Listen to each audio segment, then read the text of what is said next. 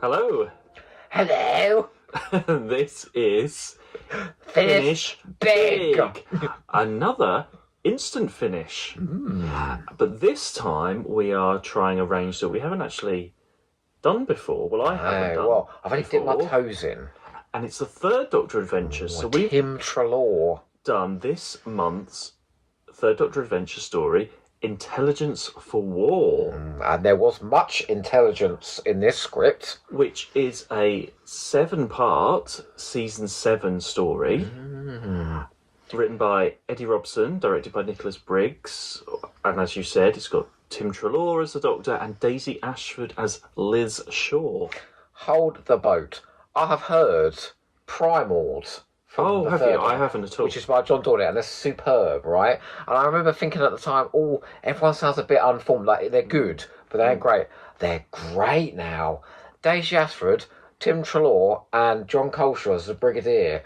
None of them sound like exact copies of the characters they're playing. They're all doing sort of unique things, but with enough so you can conjure up Pertwee, Caroline John, and Nicholas Courtney.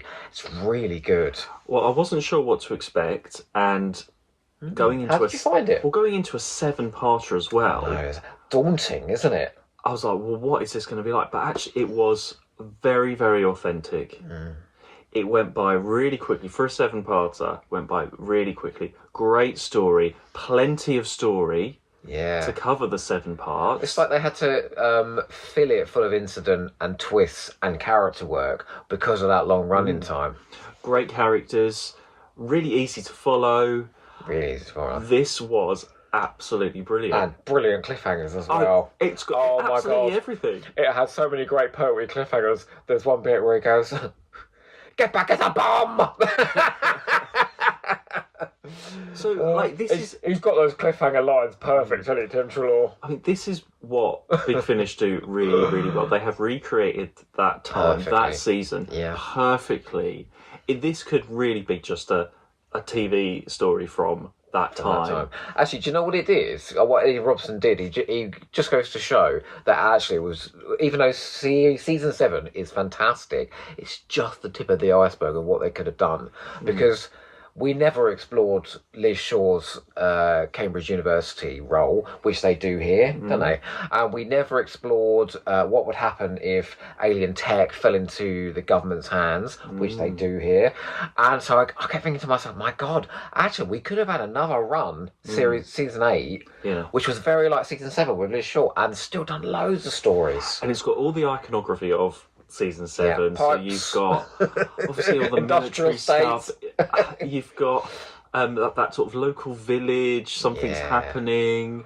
That is more later. That is a bit later, but it's still got the farmer and his wife from Spirit from Space. It's got that type of vibe to it at the beginning with the local pub, and then something's out on the loose. It gave me sort of Inferno vibes a little bit. And as you say, you've got. Actually, Liz and the Doctor were. It's so unusual to hear them because there's so few stories with them. It's just really exciting to hear them together. In the special features, you've got Tim Treloar and Daisy Ashford talking about how good this material was. Like Daisy Ashford goes, "It's great scenes with Tim. We got to have some great rapport," and I cannot argue with any of that. But also, I thought there were great scenes between the Doctor and the Brigadier as well, where clearly something is going wrong behind the scenes with the government and the military, and they've got to work together. Like season 7 was very much them at loggerheads. Actually, they work together here brilliantly. Kudos to Eddie Robson. Yeah, and also what we might have complained before with some of our Big Finish stuff, where they're trying to create a new series TV soundtrack with all the music over the top and everything like that, and it's a bit too much going on.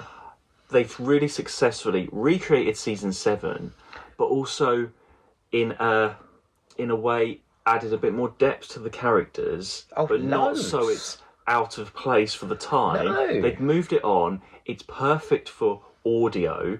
Everything that happens in it, it's not. And nothing was overly described. Nothing's overly. That's it. Nothing's overly described. You're not sort of scrabbling around thinking, actually, what is happening here? What's going on? I don't know. Maybe that's because it's all set on Earth and it's just what we know. But I just feel like it was so easy to listen to. That was a big takeaway. It's TV soundtrack, but perfect. But it's an original audio, story in its own right. radio drama. That's the difference. That's It's a really good properly story good. as well. Yeah. And actually, it does that thing which can be annoying, but they pulled it off brilliantly here. And I want to talk about Nicholas Briggs' direction, Yeah, please which do. was absolutely fucking stunning in this. People think we're always as horrible about Nick Briggs. We're not. We're horrible when he's terrible. He weren't terrible with this. He was incredible. And, oh my God, he did the music And he for does this. the music, and it fits perfectly. It's and like, actually, you know what? It's like he's pulled in Malcolm Clark, Tristan Carey, Dudley Simpson, all of them. The bleeps, the blops, the orchestral soundtrack, and it's very apparent. But the poetry music was very But it was at apparent. it was at the time, and it's actually God, it was it's perfect. fairly constant throughout the whole thing. There was one bit But right it where, never- it where they never- were hopping about the place, and he's going look, look, look, look, look, look. I was like, bloody hell, he's stolen that from the Sea Devils. But as it is there the whole time, it doesn't distract from what's going on. It complements everything that's going on. It works perfectly. Especially it's in the not over the cliffhangers, top. because you've got Tim Trelaw going madly over the top, you know, going, oh my God, the whole of the earth is going to be destroyed, and you've got Nicholas Briggs, Beneath. Nicholas Courtney, sorry, Nicholas Briggs going, you know, bum bum bum bum bum. I'm watching the original Star Trek. Oh, it was God, so great. So Such an good. easy And listen. Daisy Ashford, this is the first time I've heard her she's really as coming Liz, to her own. and she immediately is Liz. I mean, I think there's tones there that are very Caroline John, but Well, it doesn't matter. it's her But- daughter. Yeah, but and having all of these recasts, which I think some people are put off by that and are like, "Oh, I'm not doing the recast." But for me, it's they are the characters. To me, it's not. I'm not too bothered about who's playing I'm them. less bothered the about characters are Sadie coming Miller across. and Daisy Astridge, because that's Elizabeth yeah, and Sladen there is- and Caroline there John's is- daughters. yeah, so there's like similarities an there. affection to this. Yeah, but I felt like I have just watched a brand new season 7 story, like the Fifth Doctor one that we Yeah, did the recently Shooting as the Nightjar, well. yeah. Perfectly recreates stuff, but also brings it up to a sort of a modern I think way. in a way, yeah. Eddie Robson's experience, because he goes right back to memory lane. He's done loads, about yeah. 15 years ago. He's been churning out big finishes for a long time, and by all accounts, he's a very busy man. So lucky to have him. But like, it is credit to him that this is paced as well as it is, that the dialogue was as smart as it was, but massive kudos to Nicholas Briggs as well, because this is a giant undertaking, 7 episodes, and he is having to do lots of scenes where fake environments are being put around people. So that in episode 3, all of a sudden Liz Shaw is going from one fake environment to another as they're trying to extract, they're using this machine on her, they're trying to extract information out of her, and she's in the university and she's in the lab and she's with the doctor and she's with the brigadier.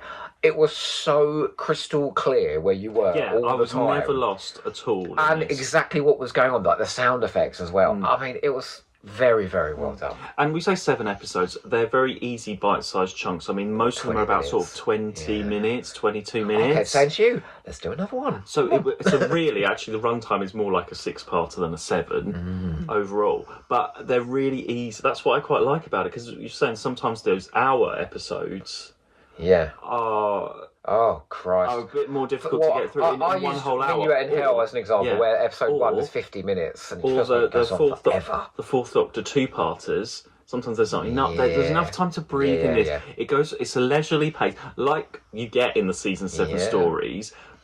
It's just enough time. No one's rushing around. It's just really easy to listen to, but a really good, exciting story as well. The length means it's packed full of substance, because Eddie Robbins has to keep finding ways to complicate the plot. But actually, what I feel like he did was he wrote out the plot and he's like, right, how can I make this fit 7 episodes? But that's How do I do diversions?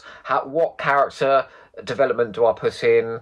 I mean, there's a wonderful bit where the Brigadier gives his retirement speech to UNIT. That's all a big con as well. Actually, but there it was a one great thing moment. that you did mention.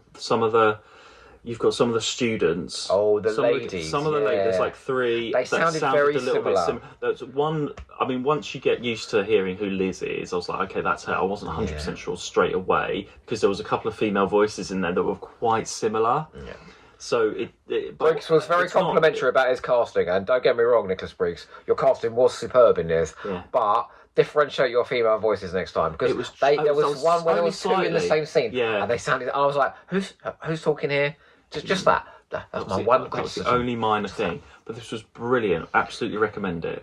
Oh, for sure. And you know what? I just want to take a moment to address the Fraser Gregories of this world that suggest that we despise all modern Big Finish Doctor Who. We don't this at is the way all. to do it. This is great. So I want to explore some of the other ranges. What does this have? What does this have that Once the Future does not have? Yeah? Okay? Don't start on Once the Future. Wait. It has a genuinely structured story. It has a plot with great ideas in it. It has an interesting alien race in it. It has great regulars delivered brilliantly with great lines and character development. All those things we've asked for in those Once and Future reviews. It's all here in, what's it called again? Intelligence for War. Do one more Pertwee impression. Go on. Well, there's a lady in it called Denise, so we were saying Denise. I don't know why that made me laugh. He kept saying Denise in it. I don't know why. Do as I say.